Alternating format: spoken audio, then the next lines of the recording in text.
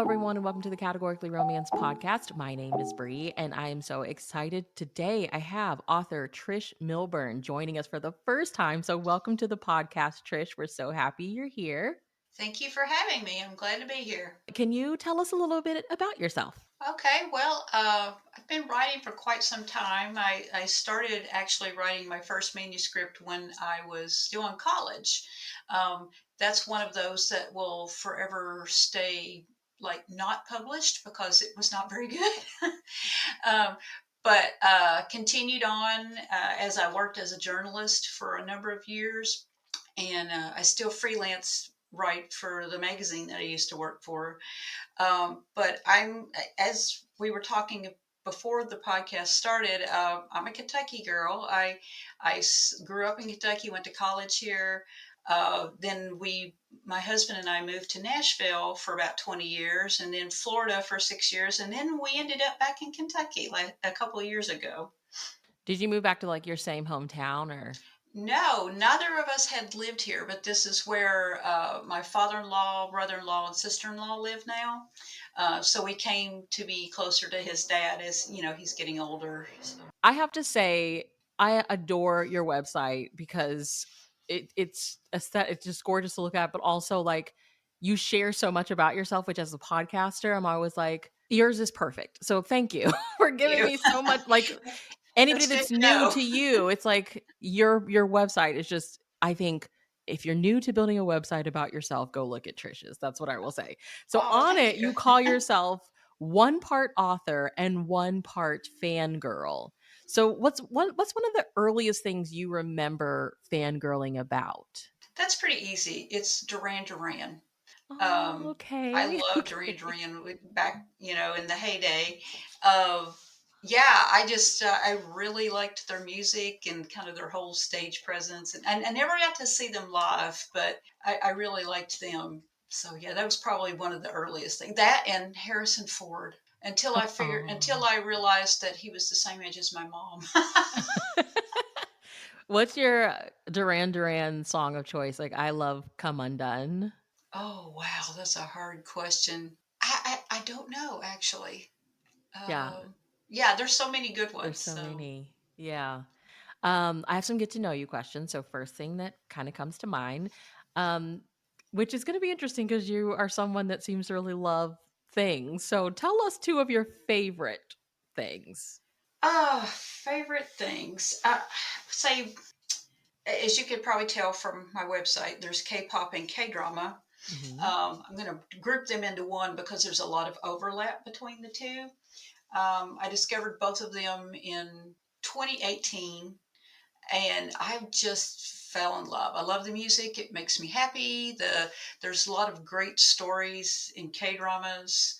And for those who don't know, this is Korean pop music and Korean dramas, which have just kind of exploded in popularity in the last few years. Yeah. And then, totally different from that, is national parks. I love visiting national parks, whether they are the ones that focus on history or nature or some combination of the two.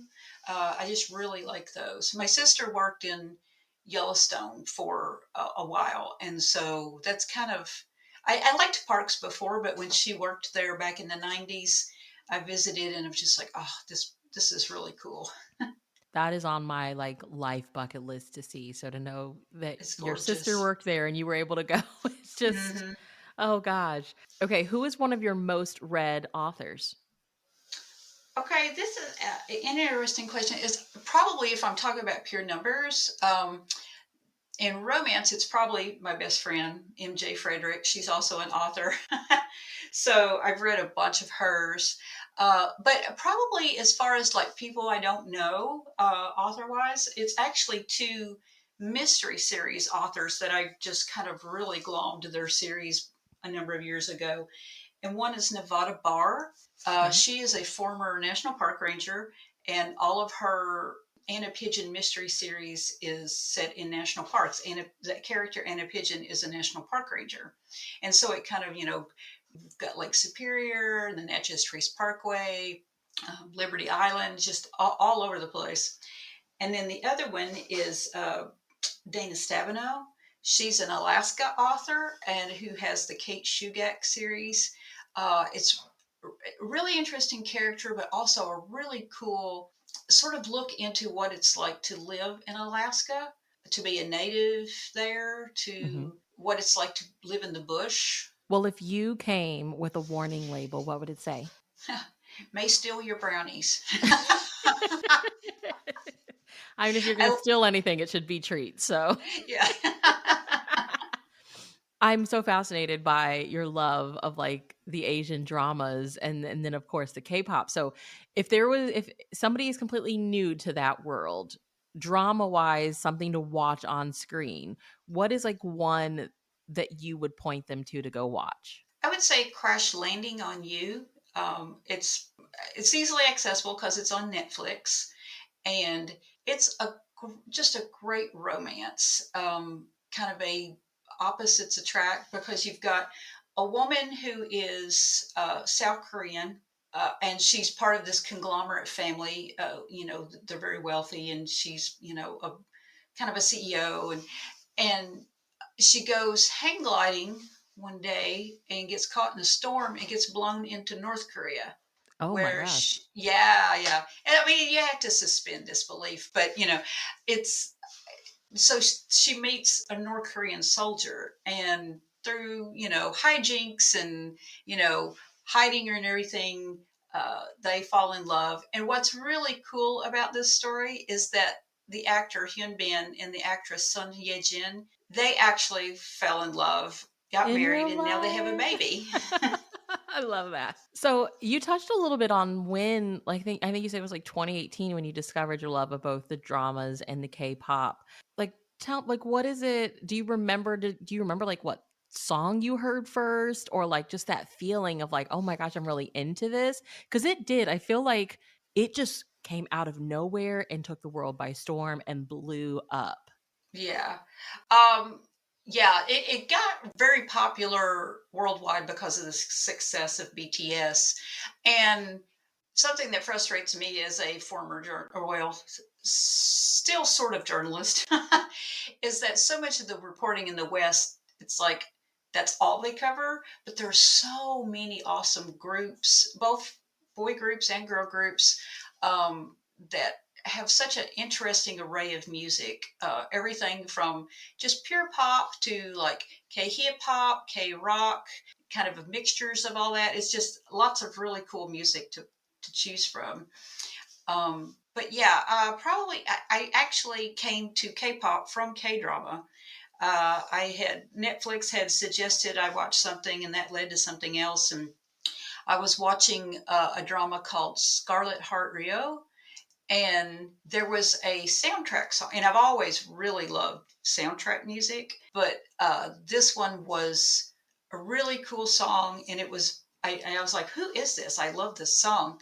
And it was by a subunit of a group called EXO, which they're very big in Korea. And that led me to into K-pop, and it was just like they say, it's down the rabbit hole from there. Well, we talked a little bit about like the list of places that you've been, which listeners, I will have links, of course, to Trish's website. You have to go look at this list of her favorite places. Out of that list, which do you think like imprinted on you the most? Was it Yellowstone? Yeah, it probably is. I mean, I really love Disney World as like you kind of walk in there and it's like the real world goes away for a while. But Yellowstone is just so beautiful, and the landscape is unlike anywhere else because you've got all these thermal features, with the geysers and the mud pots and the all kinds of fumaroles and all this kind of stuff. And then you just got beautiful mountain landscapes, lovely rivers, lots of wildlife. I mean, where else can you go stand on a hillside and see a herd of bison or a herd of elk, just as far as you can see? And yeah, the first time I went there was in the 90s when my sister worked there, but I think I've been there 4 times now. So. Wow. Well, we love hearing romance origin stories. So, would you share with us how you became a romance reader? A reader. Oh, wow. That was probably when I was in high school. One of my friend's mom had a stash of romance novels, and I would read them when I went to visit her. And then when I was in college, there was a used bookstore right next to campus. And so when I wasn't studying, I would go in there and get the used books and just kind of fly through those. And that's probably a familiar story for a lot of people. Well, I read and you shared a little bit that you started writing romance in the 90s. Hmm. And on your website, you wrote that it took you 11 years to sell your first book. So looking It did. back, do you remember what kept you motivated to keep trying in that 11 years? I'm stubborn. That'll do it. uh, Yeah, I won't say that it was always easy because there was a lot of tears in the mail. You open the mailbox and there was the rejection letter, and you're like, ah. And there was a point at the 10-year mark where I considered quitting. I was still working full time at that point. I call it my summer of Buffy because I was just kind of down and just like, okay, maybe this isn't going to happen. So I basically laid on my couch that summer and watched all 7 seasons of Buffy, the Vampire Slayer, all 5 seasons of Angel, and the first season of Supernatural.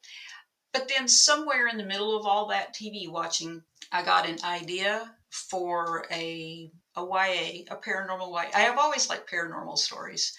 And so I was like, okay, I'm going to try this and see what happens, and then I'll make the decision after that.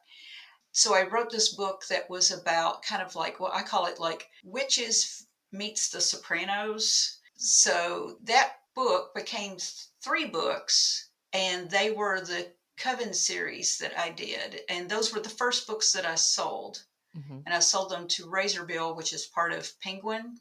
Okay. And then 3 months later, I sold to Harlequin American. So I was like, okay, I guess I'm doing this thing. Yeah. Okay. So there was a series before. Okay. So I saw online, it was 2008. You released a firefighter in the family, and that's with Right. the American Romance line. Hmm. Okay. Oh, cool. Okay. So having written for that line and now writing for Heartwarming, how would you kind of compare and contrast the two? Like, do they feel similar or no? There is a lot of similarities in that they typically take place in small town America. They're very sort of like, well, heartwarming is the right word. But American, you could have some sex in those, and heartwarming you can't. Not even closed door, which is totally cool with me. And I just sort of, I think I'm at the place in my writing where that is appealing to me.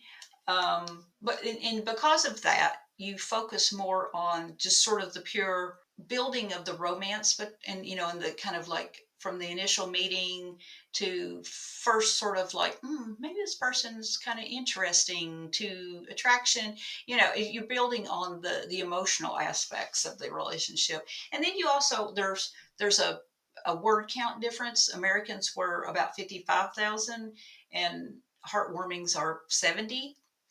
So there's Gotcha. more Yeah. room there to kind of explore like some secondary characters and how the hero and heroine relate to them and to the community that they're part of, that kind of thing. So did you know, like, when you, like, transitioned from American Romance, was Heartwarming, like, the line that you knew you wanted to do?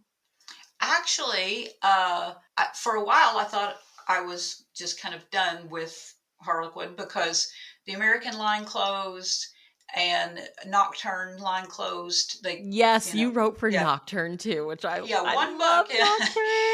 Nocturne. Yeah, both of those lines closed. So I was like, well, okay. And that's when self-publishing was becoming more viable.